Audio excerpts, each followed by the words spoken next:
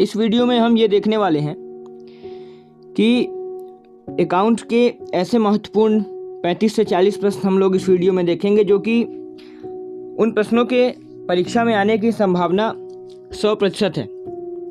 इसलिए आप इन क्वेश्चंस को अगर अच्छे से एक बार पढ़ लें तो अब मैं कह सकता हूं कि 65 से 70 नंबर आपके आसानी से आ सकते हैं। इसलिए आप इन क्वेश्चंस को अच्छे से पढ़ें।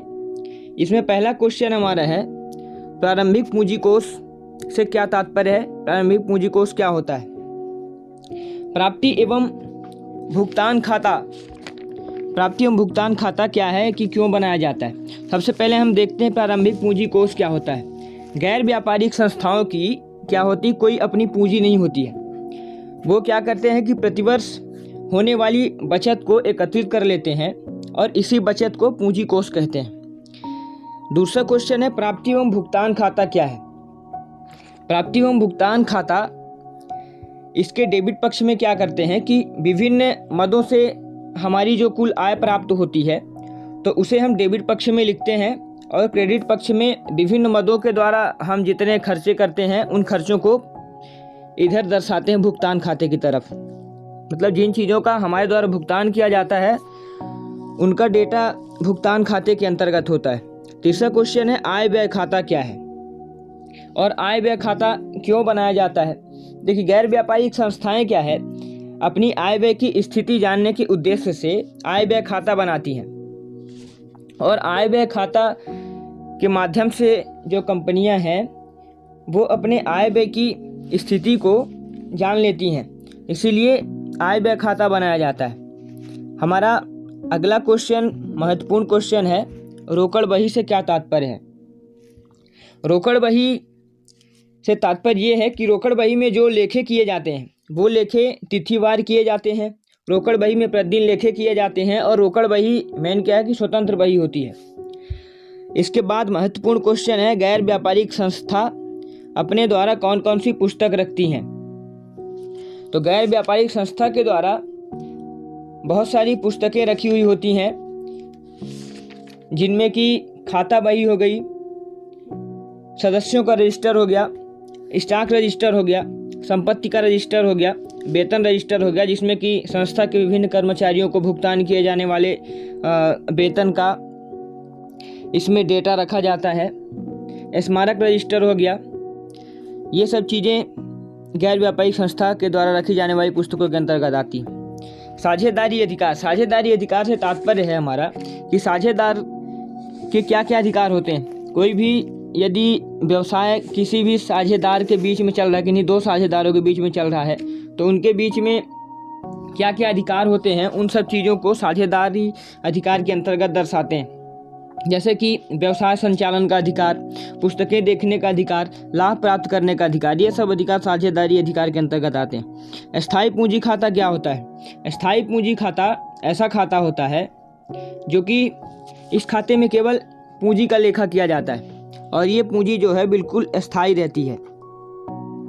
अगला क्वेश्चन है, परिवर्तनशील पूंजी खाता क्या है? परिवर्तनशील पूंजी खाते में मेन क्या है कि इसमें जो पूंजी रहती है वो हमारी परिवर्तित होती रहती है। इस खाते में पूंजी के अलावा पूंजी पर ब्याज, कमीशन तथा उस पर ब्याज, लाभ, वेतन आदि का भी लेखा किया जाता है। अगला हमारा महत्वपूर्ण प्रश्न है कि साझेदारी की विशेषताएं। सबसे पहले हम देखते हैं कि साझेदारी क्या होती है।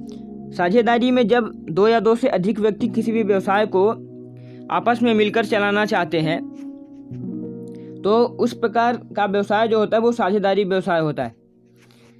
अब साझेदारी की विशेषताएं क्या क्या है? साझेदारी की विशेषताओं के अंतर्गत क्या होता है कि व्यापार संचालन में सभी साझेदारों को भाग लेने का अधिकार भी मिलता है और दूसरी चीज, लाभ हानि का वितरण समान अनुपात में होता है। अगला क्वेश्चन है, त्याग अनुपात क्या है?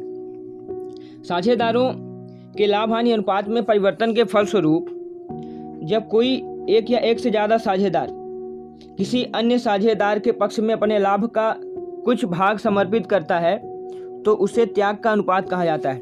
और नफा अनुपात क्या है? मान लीजिए कि कोई भी साझेदार अपने त्याग का अनुपात वो किसी दूसरे साझेदार के लिए भेजेगा या कि अपने त्याग का अनुपात किसी दूसरे साझेदार को देगा, तो जिस साझेदार को दे रहा है तो उसे होगा फायदा। इस प्रकार का जो अनुपात होता है वो फिर नफा अनुपात के अंतर्गत आता है। मतलब कि साझेदारों के लाभ हानि अनुपात में परिवर्तन होने पर यदि किसी साझेदार के विद्यमान लाभ अनुपात में वृद्धि होती है तो उसे नफा अनुपात कहा जाता है। दूसरी चीज़ है कि ख्याति की उत्पत्ति के कारण बताइए। सबसे पहले हम जानते हैं कि ख्याति की प्रकृति क्या होती है। ख्याति अन्य व्यापारिक संपत्ति के समान ही एक संपत्ति है और ख्याति के उत्पत्ति के कई कारण हो सकते हैं। जैसे कि यदि हमारा व्यवसाय सही जगह में है तो उससे हमारे व्यवसाय की ख्याति बढ़ती है। हमारे व्यवसाय में अच्छे लोग हैं जो कि ग्राहकों से अच्छे से बात कर सकते हैं। हम अच्छा प्रोडक्ट की बिक्री करते हैं, उससे भी हमारे व्यवसाय की ख्याति बढ़ती है। अगला हमारा महत्वपूर्ण प्रश्न है, वसूली खाता क्या है। वसूली खाता फर्म के समापन के समय या कि विघटन के समय बनाया जाता है और ये व्यवसाय के एकदम लास्ट में बनाया जाता है।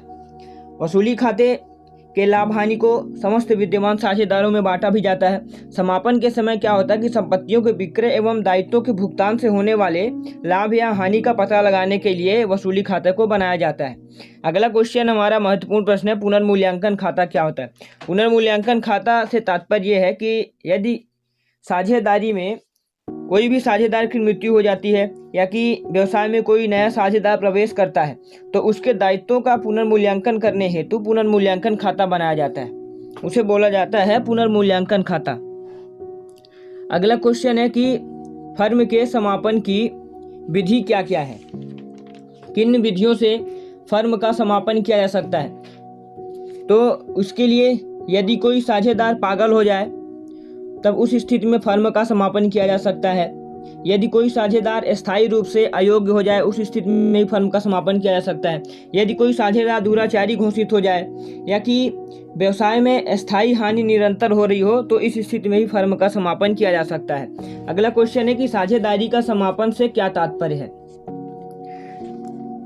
इसका मैं आंसर बताता हूँ। साझेदारी का समापन से क्या तात्पर्य है। साझेदारी का समापन से तात्पर्य यह है कि इसमें दो या दो से अधिक साझेदारों के फर्म से अलग होने पर साझेदारी का समापन होता है। मतलब कि इसमें केवल एक से दो साझेदार ही हमारे फर्म से अलग हो सकते हैं, लेकिन हमारा व्यवसाय जो है तो चलता रहेगा क्योंकि हमारे व्यवसाय में अन्य साझेदार भी हैं जिनके बीच में साझेदारी बनी हुई होती है। तो इसमें केवल एक या दो साझेदार ही हमारे व्यवसाय से जाते हैं जिससे कि साझेदारी का समापन होता है, लेकिन हमारा व्यवसाय जो है तो चलता रहता है। और इसी के समान ही क्वेश्चन है, फर्म का समापन क्या होता है। तो फर्म का समापन क्या है कि इसमें सभी साझेदारों का आपसी संबंध समाप्त हो जाता है। इसमें जितने भी साझेदार होते हैं उनके सभी के बीच में आपसी संबंध समाप्त हो जाता है, जिससे हमारा फर्म भी समाप्त हो जाता है।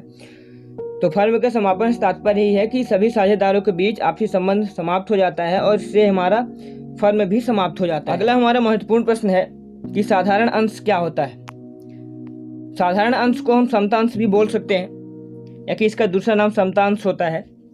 साधारण अंश क्या है कि कम मूल्य पर होते हैं और इसमें लाभांश की दर घटती बढ़ती रहती है।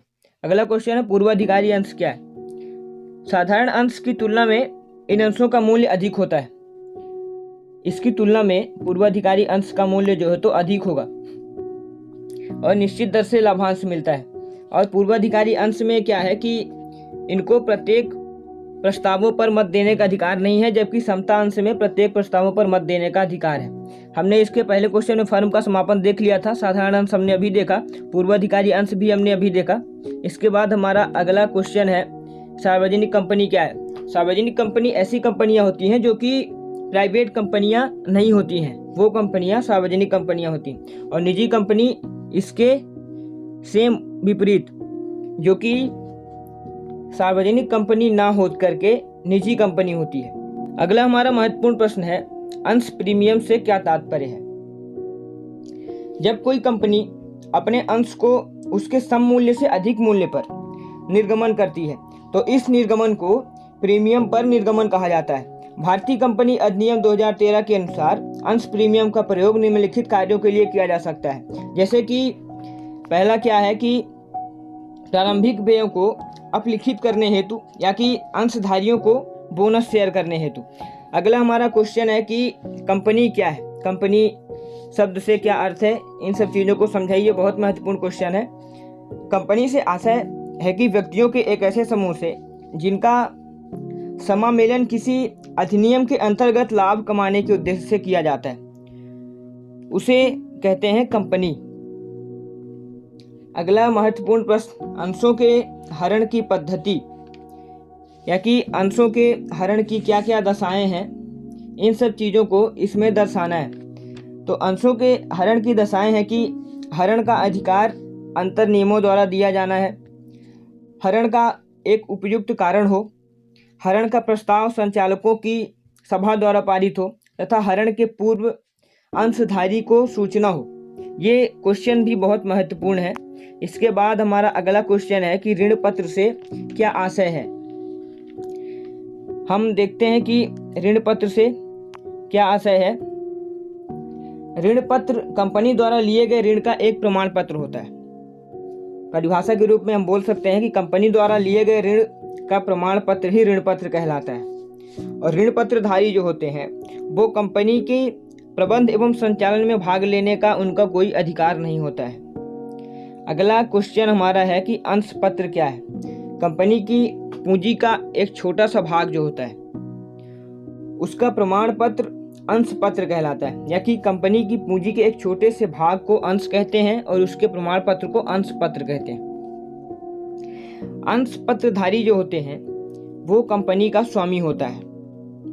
अंश पत्रधारी को कंपनी की प्रबंध एवं संचालन में भाग लेने का पूर्ण अधिकार होता है। अगला क्वेश्चन है कि ऋण पत्र के शोधन की विधियों को समझाइए। ऋण पत्र के शोधन से पहले देखते हैं कि क्या आशय है। ऋण पत्र के शोधन से तात्पर्य है कि ऋण पत्रों पर लिए गए ऋण की वापसी से है। ऋण पत्रों पर लिए गए ऋण की वापसी से है ऋण पत्र के शोधन का तात्पर्य। ऋण पत्र शोधन की बहुत सारी विधियां हैं। ऋण पत्रिका शोधन लाभों में से, जैसे कि हम समझाते हैं इसको, ऋण पत्रों का शोधन कंपनी अपने लाभ से भी कर सकती है। इसके हेतु अपने लाभों का एक निर्धारित भाग सामान्य संचय खाते में या ऋण पत्र शोधन कोष में हस्तांतरित करती है। मतलब कि ऋण पत्र शोधन की विधि के अंतर्गत ऋण पत्र का शोधन लाभों में से है, ये एक पहली विधि है। दूसरी, एक ऋण पत्र का शोधन वार्षिक आहरण के द्वारा भी किया जा सकता है। तीसरा, ऋण पत्र का शोधन एक मुश्त के द्वारा भी किया जा सकता है। चौथा है कि ऋण पत्र का शोधन खुले बाजार से क्रय करके भी किया जा सकता है। ऋण पत्रों का अंशों या नए ऋण पत्रों में परिवर्तन के द्वारा भी ऋण पत्र का शोधन किया जा सकता है। अगला क्वेश्चन हमारा महत्वपूर्ण है, वित्तीय विवरण से क्या तात्पर्य है। हम देखेंगे कि वित्तीय विवरण क्या है। ये बहुत महत्वपूर्ण प्रश्न है। अगर अब क्वेश्चन बता देता हूँ, आप बुक की हेल्प लेकर के इन क्वेश्चंस को एक बार समझ लीजिए, क्योंकि वीडियो फिर ज़्यादा बड़ा हो जाएगा। और मैं आपसे ये बोलना चाहता हूँ कि जो भी आपके फ्रेंड अभी 12th का एग्ज़ाम देने वाले हैं उन सभी को ये वीडियो शेयर करें, जिससे कि उनको भी इन महत्वपूर्ण प्रश्नों की जानकारी मिल सके और वो भी 65 से 70 मार्क्स आसानी से प्राप्त कर सकें। अगला क्वेश्चन हमारा है महत्वपूर्ण, अस्थायी संपत्ति क्या है।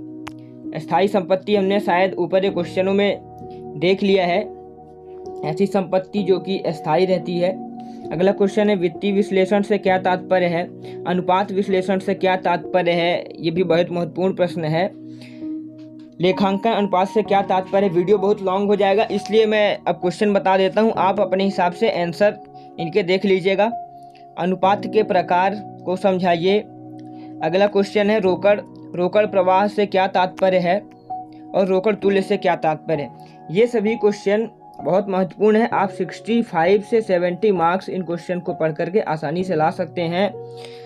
और इस वीडियो को ज़्यादा से ज़्यादा शेयर करें, तथा जिससे कि जो आपके दोस्त भी हैं 12th का एग्ज़ाम देने वाले हैं उन सभी के पास भी ये महत्वपूर्ण प्रश्न पहुंच सकें। धन्यवाद। Thanks for watching.